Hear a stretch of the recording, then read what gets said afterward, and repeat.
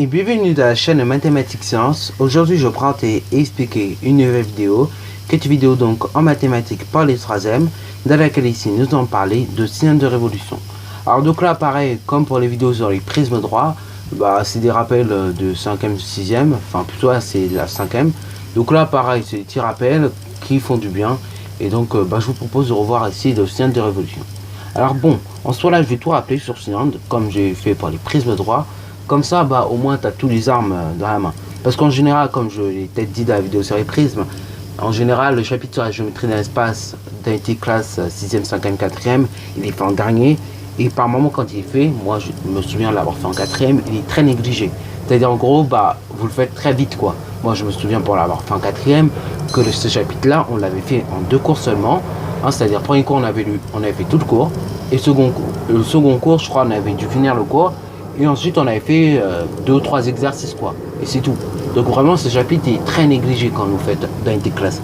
Pour ça, je prends vraiment le temps, là, en 3e, de tout vous rappeler. Parce que la géométrie de l'espace, vraiment, au brevet, on peut très bien vous demander des choses classiques, comme des calculs de volume, comme des choses un peu plus farfelues. Notamment, par exemple, de faire du repérage, ou bien de construire un patron solide, ok?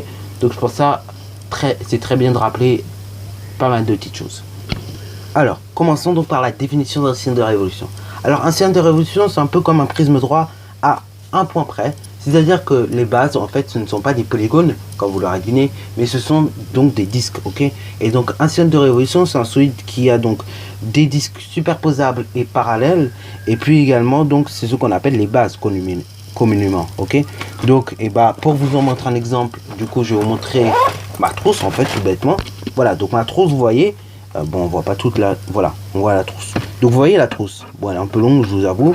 Mais, donc, la trousse, de base, cylindrique, ok? Enfin, la trousse, globalement, elle est en même temps cylindrique.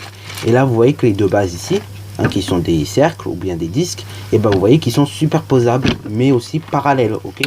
Alors, après, vous voyez que autour de ces deux cercles, en fait, qui sont superposables et parallèles, vous avez un rectangle, ok? Vous avez un rectangle qui fait le tour, et donc c'est ça qu'on appelle la face latérale, ok? Alors, dans un cylindre, il n'y en a qu'une. Dans un prisme droit, ça dépend en fait du nombre de côtés qu'a ta base. Si c'est un triangle, ce sera 3 côtés, enfin, ce sera donc 3 faces latérales. Si c'est un quadrilatère, ce sera 4 faces latérales que vous aurez, ainsi de suite. Là, dans le cylindre, la question ne se pose pas. Il suffit juste, de regarder, en fait, ok? Là, vous avez un cercle, et du coup, forcément, le cercle, il faudrait qu'il se fasse faire le tour par le rectangle, ok? Donc il y en aura qu'un. Donc là, la question ne se pose pas. Alors par contre, dans le cadre du cylindre, vous allez voir, quand on va réaliser le patron, on va se poser une question. Donc c'est pour ça que je vais vous montrer ceci, en fait. Alors ceci, à la base, c'était une boîte sur laquelle j'ai enlevé, je crois, les deux parties cylindriques, l'ouverture et la fermeture, je crois que je les ai enlevées. Voilà, donc à la base, c'est une boîte, faut vous dire ça. Juste que j'ai enlevé donc la partie basse, qui tenait, parce que en fait, ça tenait pas vraiment. Enfin, ils avaient mis du bouscoche, mais bon, ça tenait pas, donc j'ai enlevé. Et puis il y avait une partie haute, donc c'est ouverture, la fermeture de la boîte, pareil, j'ai enlevé. Donc, en gros, voilà, vous voyez, donc ça, c'est un signe de révolution également. C'est-à-dire, la plupart de vos objets, donc de vos boîtes, souvent, c'est des signes de révolution. Par exemple, la petite image que je vous ai mise en introduction, je crois que c'est une bougie. Donc une bougie, pareil, c'est un signe de révolution, ok? Alors pourquoi on appelle ça un signe de révolution? Parce que aussi, on peut le définir de la manière suivante, un cylindre.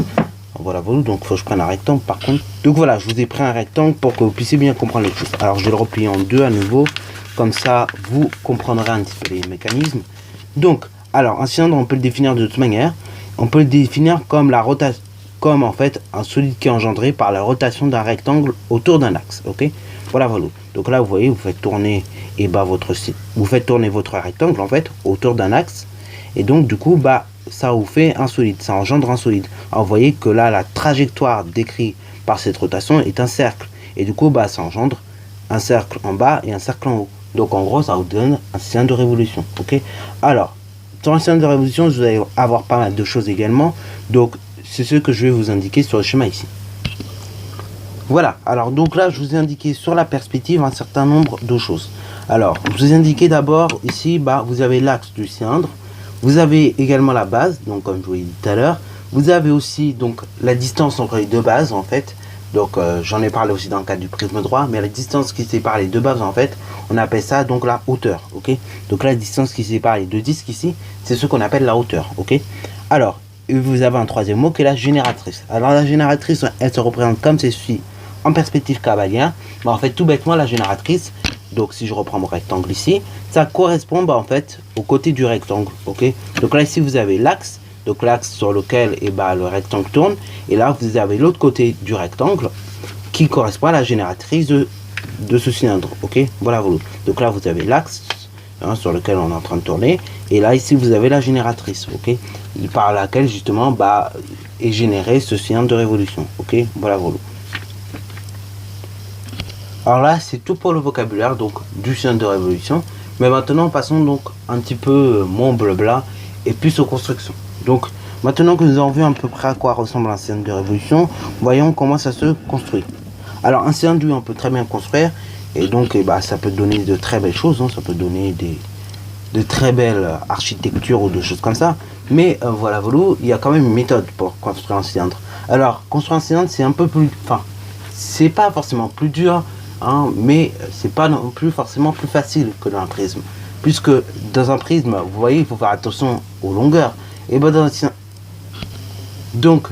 comme je vous disais, c'est un peu comme dans un prisme, il faut faire attention à des longueurs. Et là, bah, quand vous faites attention à des longueurs, il ne faut pas faire attention à n'importe quelle longueur. Alors du coup, je vous remonte ceci. Alors ceci à la base c'est une boîte, hein, comme je vous dis, juste que j'ai enlevé le bas et le haut. Hein, voilà, là-bas c'était une boîte. Ok, alors imaginez qu'ici c'est fermé et ici également c'est fermé. Ok, je retrouve pas le haut ni le bas. Je crois que c'est dans la chambre, mais bon, là j'ai eu la flemme de fouiller, donc on va dire que là c'était bas, là c'était haut. Bref.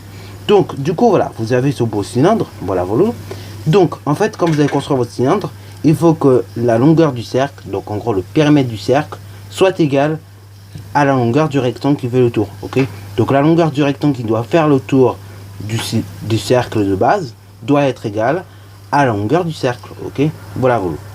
Donc, en gros, bah, il faut que vos 3 cm, donc le cercle de diamètre 3 cm, et bah faut que sa longueur soit égale donc et bah au rectangle qui lui en fera le tour. Ok, donc pour cela il va falloir qu'on calcule en fait un périmètre. Ok, le périmètre d'un cercle. Et bah du coup comment on va calculer ça? On va tout simplement utiliser la formule suivante, c'est-à-dire donc diamètre fois pi. Ok, donc on va dire que périmètre cercle ou périmètre base comme vous voulez, c'est égal à donc diamètre fois pi, ce qui donne donc 3 fois pi, ce qui donne donc 3pi.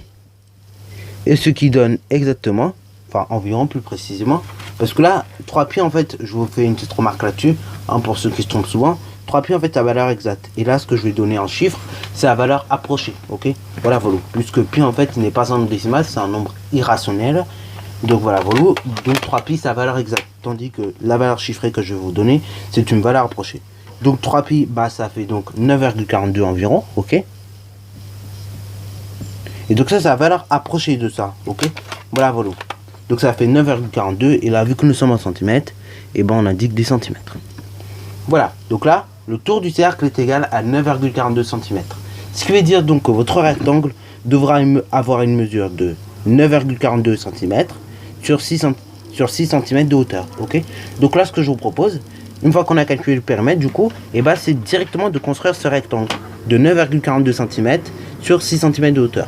Alors moi, par habitude, je vais arrondir à l'excès, ok. Alors pourquoi on arrondit à l'excès? Parce que si vous construisez ce cylindre en vrai, et bah du coup, ce sera plus facile d'avoir arrondi à l'excès, ok, plutôt que d'avoir arrondi à l'inférieur, ok.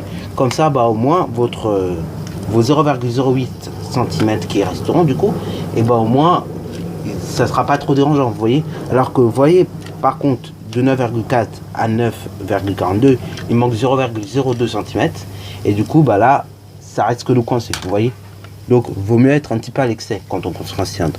Donc, on va construire plutôt un rectangle de 9,5 cm environ de longueur sur 6 cm de large. Voilà, donc là, je vais réaliser mon rectangle d'environ 9,5 cm de large et 6 cm de long, ok. Donc là, ce que nous allons faire tout bêtement, c'est réaliser le cercle. Alors pour réaliser un cercle, on a besoin d'un rayon. Donc du coup, on va calculer le rayon du cercle de base, ok. Alors là, pareil, on va indiquer donc rayon est égal à diamètre divisé par 2.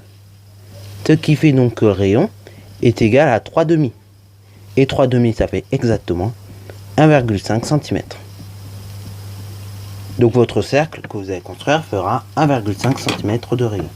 Donc là c'est parti mon kiki. Avec mon compas, je reporte tout simplement une longueur de 1,5 cm. Donc c'est parti mon kiki. Une fois que j'ai reporté cette longueur de 1,5 cm, et bah après je vais tout simplement réaliser mon cercle. Ok. Alors le cercle il sera bien évidemment tangent et bah tout simplement à votre rectangle. Ok. Ou bien à votre segment. Là en l'occurrence il sera tangent à un des segments donc du rectangle. Alors là pour réaliser bien votre cercle, ce que je vous conseille c'est de mettre la pointe au hasard sur sur votre rectangle, sur un des côtés du rectangle. Donc voilà, vous mettez la pointe du compas au hasard sur un des côtés du rectangle. Ensuite vous tracez tout simplement un cercle, un arc de cercle de 1,5 cm. Et après vous piquez sur l'arc le cercle que vous venez de tracer et vous tracez votre cercle. Et là votre cercle vous voyez qu'il sera très bien tangent justement à votre segment du rectangle. Ok, voilà, là c'est parfait, votre cercle est très tangent. Alors là pareil, je vais faire comme tout à l'heure, je vais piquer au hasard sur mon rectangle, tracer un arc de cercle. Ensuite et là c'est pareil, je vais tout simplement mettre la pointe du compas sur l'arc de cercle et donc je vais tracer l'autre cercle. Ok, mon cercle qui a pour tout simplement centre mon arc de cercle. Ok, voilà. Alors pourquoi je fais ça, c'est pour que en fait mon cercle soit bien tangent et au segment, parce que sinon après on fait au hasard et ça passe pas. Voilà. Donc là le passement a été réalisé. Sur ce, la vidéo est terminée. Donc une petite dernière chose avant quand même que je conclue sur la vidéo. Deux dernières choses avant que je conclue sur la fin de la vidéo, c'est que tout simplement si vous avez envie de réaliser votre cylindre assemblé, là pareil, n'oubliez pas de mettre les languettes. Alors sinon c'est pas faire, ce que je vous conseille là par contre c'est de mettre vos languettes au niveau des arêtes, ok, des arêtes latérales, ok. Après vous pouvez en mettre sur les bases mais c'est plus galère, ok. Voilà, sur ce la vidéo est terminée. Donc si tu as bien aimé, n'hésite surtout pas à la liker, commenter et bonne réussite à toi en mathématiques et en sciences.